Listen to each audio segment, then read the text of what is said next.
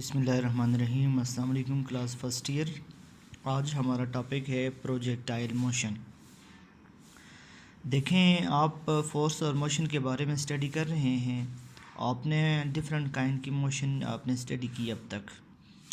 आमतौर से एक वन डायमेंशनल मोशन होती है और एक टू डायमेंशनल मोशन होती है। वन डायमेंशनल मोशन का मतलब ये है कि if a body is moving along A one dimension, x axis पर, अगर कोई सिर्फ एक्स एक्सिस पर मूव करे ये, और अगर कोई वाई एक्सिस पर भी मूव करे ये टू। अब देखें, एक बॉडी इस तरह सीधी ट्रेवल कर रही है तो ये सिर्फ एक्स एक्सिस को कवर कर रही है।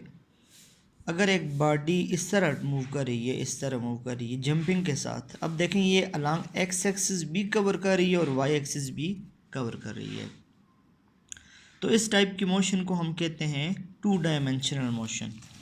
तो टू डायमेंशनल मोशन का मतलब ये है कि if a body is moving along two dimension, it is called two dimensional motion.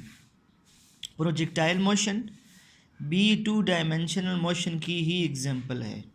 Projectile motion is actually two dimensional motion.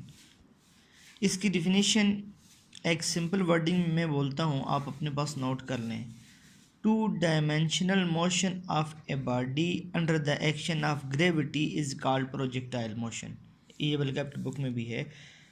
Projectile motion is a to dimensional motion under the action of gravity. To dimensional motion की बात तो clear होगी कि ये to dimension में x axis और Y axis, जिस तरह आप कोई बॉल फेंकते हैं यहाँ से यहाँ तक ये बॉल आता है, ठीक है। अब ये देखें, एक्स एक्सिस को भी कवर कर रहा है और वाई एक्सिस को भी कवर कर रहा है। ये दोनों एक्सिस को कवर कर रहा है, along X as well as along Y axis. तो जो दो एक्सिस को कवर करे, एक्स एक्सिस को भी और वाई एक्सिस को भी, इसको हम टू डायमेंशनल मोशन कहते हैं। इसको हम टू डायमेंशनल मोशन कहते हैं। तो under the action of gravity से क्या मुराद है? Under the action of gravity से मुराद है कि force of gravity is responsible for this motion. Force of gravity is responsible for this motion, कि जो फोर्स ऑफ ग्रेविटी है वो इसके लिए रिस्पॉन्सिबल है। कोई किसी दूसरी फोर्स की, किसी एक्सटर्नल फोर्स की हमें ज़रूरत नहीं है। ग्रेविटी ही ऑब्जेक्ट को, जैसे आप ऑब्जेक्ट को यहाँ से रिलीज़ करें, ग्रेविटी खुद उसको खींच लेगी नीचे से। आप अगर आप बुलेट फायर करें, देखें जब आप बुलेट फायर करते हैं वो बिल्कुल इस तरह सीधी नहीं जाती, वो फिर आगे यूं जाती है। आप चक्कर लगाएं, वो बॉल भी इस तरह जाएगी। तो ये इसमें जो बुनियादी फोर्स है प्रोजेक्टाइल मोशन में, वो फोर्स ऑफ ग्रेविटी है। कुछ पॉइंट्स हैं, ये पॉइंट्स आपने प्रोजेक्टाइल मोशन के लिए याद रखना बहुत ज़रूरी है। सबसे पहले, जो पाथ फॉलो कर रही है उसको हम ट्रेजेक्ट्री कहते हैं। प्रोजेक्टाइल मोशन जो पाथ फॉलो करेगी उसको हम क्या कहेंगे? ट्रेजेक्ट्री। और ये इस केस में पैराबोलिक शेप में होता है। ये जो शेप है इसको हम पैराबोलिक शेप कहते हैं। तो ट्रेजेक्ट्री तो हम पाथ को भी कहते हैं, लेकिन यहाँ पर जो है ये पैराबोलिक शेप में है। और कुछ कैरेक्टरिस्टिक्स हैं जो प्रोजेक्टाइल मोशन में आपके लिए हेल्पफुल होंगे। सबसे पहले, the horizontal component of velocity remain constant through out the flight. जब देखें projectile motion to dimensional motion है तो इसका मतलब है एक हॉरिजेंटल कंपोनेंट है और दूसरा वर्टिकल कंपोनेंट है। जो हमारी वेलोसिटी होगी उसके भी फिर दो कंपोनेंट होंगे, एक हॉरिजेंटल कंपोनेंट ऑफ वेलोसिटी और एक vertical component of velocity. Acceleration के भी दो कंपोनेंट होंगे, horizontal component of acceleration and vertical component of acceleration. हर चीज़ के दो दो कंपोनेंट होंगे। तो जो हमारे पास हॉरिजेंटल कंपोनेंट ऑफ वेलोसिटी है वो हमेशा कांस्टेंट रहेगी, क्योंकि देखें इस पाथ में हॉरिजेंटल बिल्कुल चेंज नहीं हो रहा, वर्टिकली तो अप डाउन होगा, horizontal component of velocity same रहेगी। उसके अलावा सेकंड पॉइंट है, the vertical component of velocity changes. आप जब किसी ऑब्जेक्ट के ऊपर फेंकते हैं, यहाँ से ऑब्जेक्ट को फेंक के ऊपर, तो वर्टिकल कंपोनेंट तो चेंज हो रहा है। Vertical component of velocity changes with respect to time. और याद रखें जब आप किसी ऑब्जेक्ट को फेंकते हैं बिल्कुल जब वो टॉप पर पहुंच जाए उस वक्त उसकी वेलोसिटी ज़ीरो, जब वो आपके हाथ से निकलता है उस वक्त उसकी स्पीड मैक्सिमम होती है और जब टॉप पर जाता है तो उसकी स्पीड बिल्कुल ज़ीरो हो जाती है।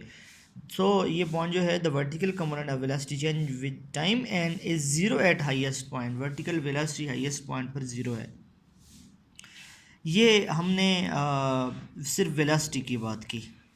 अगर आप एक्सेलरेशन की बात करें, देखें जब horizontal component of velocity constant है तो हॉरिजॉन्टल कंपोनेंट ऑफ एक्सेलरेशन क्या होगा? Zero. Horizontal component of acceleration zero होगा क्योंकि वेलोसिटी यूनिफॉर्म है। जब एक यूनिफॉर्म है कांस्टेंट वेलोसिटी है, जब वेलोसिटी में चेंज नहीं है तो उस वक्त एक्सेलरेशन क्या होगा? ज़ीरो होगा, नो चेंज। जबकि वर्टिकल कंपोनेंट में एक्सेलरेशन होगा प्लस जी भी होगा और माइनस जी भी होगा। In projectile motion, a special convention is used. Whichever quantity is directed upward is considered positive. अगर कोई क्वांटिटी अपवर्ड जा रही है उसका एक्सेलरेशन पॉजिटिव होगा। And whichever quantity is directed downward is considered negative. जैसे अभी मैंने आपको एक्सेलरेशन की एग्जांपल दी, therefore the acceleration in projectile motion is equal to minus G and that is along Y axis. जब object ऊपर जाता है तो उस वक्त वो पॉजिटिव होता है, जब वो नीचे आता है तो उस वक्त वो नेगेटिव होता है। तो इसलिए अगर हम जनरली स्पीकिंग प्रोजेक्टाइल मोशन में जो हमारे पास एक्सेलरेशन है, यहाँ पर एक्सेलरेशन जी लिया जाता है क्योंकि एक्सेलरेशन ड्यू टू ग्रेविटी है, क्योंकि वो हमेशा डाउनवर्ड होता है। ठीक है, अब आपने इस बात को देखना है। अब जो प्रोजेक्टाइल मोशन है इसको हम जैसे कि पहले बात की हॉरिजॉन्टल और वर्टिकल कंपोनेंट में रिजॉल्व करेंगे। एक horizontal component along X axis, ये एक vertical component along Y axis, हमने इनमें रिजॉल्व करना है। तो horizontal component of acceleration A x is equal to zero for projectile motion. Projectile motion के केस में ए एक्स की वैल्यू हमेशा ज़ीरो होगी क्योंकि हॉरिजॉन्टल कंपोनेंट ऑफ वेलोसिटी जो है उसमें चेंजिंग नहीं है। जब horizontal component of velocity change नहीं हो रही तो हॉरिजॉन्टल कंपोनेंट ऑफ एक्सेलरेशन भी चेंज नहीं होगा। तो a x is equal to zero इसलिए लिया जाता है, जबकि ए वाई जो वर्टिकल कंपोनेंट ऑफ एक्सेलरेशन है उसकी वैल्यू माइनस जी ली जाती है। माइनस जी का मतलब ये है कि डाउनवर्ड इसकी मोशन है, जहाँ भी जाएगी वापस डाउनवर्ड मूव होगी। तो आपने चार चीज़ें क्लास मिक्स नहीं करनी, याद रखनी है। दो वेलोसिटी से रिलेटेड और दो एक्सेलरेशन से रिलेटेड। वेलोसिटी एक हॉरिजॉन्टल कंपोनेंट ऑफ वेलोसिटी होगी और एक वर्टिकल कंपोनेंट ऑफ वेलोसिटी होगी। सिमिलरली एक्सेलरेशन भी एक हॉरिजॉन्टल कंपोनेंट ऑफ एक्सेलरेशन होगा और एक वर्टिकल कंपोनेंट ऑफ एक्सेलरेशन होगा। Horizontal component of velocity through out constant रहेगी, उसमें चेंजिंग नहीं आएगी। वर्टिकल कंपोनेंट ऑफ वेलोसिटी में चेंजिंग आएगी टाइम के साथ और बिल्कुल टॉप पर वो बिल्कुल ज़ीरो हो जाएगी। और acceleration horizontal component of acceleration A X की वैल्यू बिल्कुल ज़ीरो होगी क्योंकि हॉरिजॉन्टल में वेलोसिटी चेंज नहीं हो रही और एक्सेलरेशन को डिफाइन किया जाता है time rate of change of velocity. और अगर एक्सेलरेशन की बात करें तो हॉरिजॉन्टल और जो वर्टिकल एक्सेलरेशन की वैल्यू माइनस जी, क्योंकि ये कन्वेंशन है कि जब भी कोई बॉडी डाउनवर्ड मूव करती है उसका एक्सेलरेशन माइनस जी लिया जाता है।